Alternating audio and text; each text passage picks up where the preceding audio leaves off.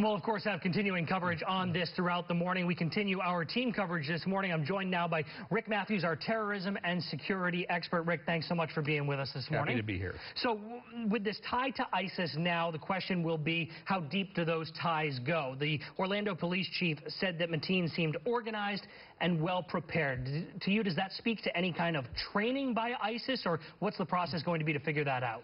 Well, part of it does, and part of it is what they do online. They provide an awful lot of information to wannabe terrorists, and they tell them to think, plan, how to target, how to use weapons. And so, in many ways, what I see here is Mateen following those guidelines. So you're saying that that training doesn't necessarily have to be in person. He doesn't necessarily have to have traveled overseas. He can still be getting that guidance from ISIS from the comfort of his home in Orlando.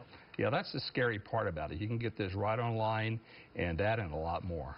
So we've heard a lot made early yesterday about whether this was an act of terror, an act of hate. The president called it both. We've seen national discussions come out of both things, where with a hate crime in the Charleston shooting, we saw the Confederate flag discussion. In San Bernardino, we heard about phone security. Where do you see the national discussion following this incident heading?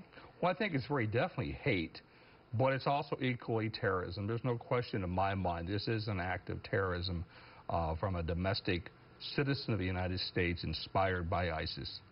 All right, Rick, thank you so much. And in closing, preventing these attacks has to be incredibly difficult, these lone wolf style attacks. Why is that so? Well, it's difficult because individuals don't have to communicate with anybody else. They don't have to go anywhere, don't have to be trained anywhere else, and that makes it very difficult to track them. All right, Rick, thank you so much for being with us this morning. We'll continue to look forward to your expert analysis as well.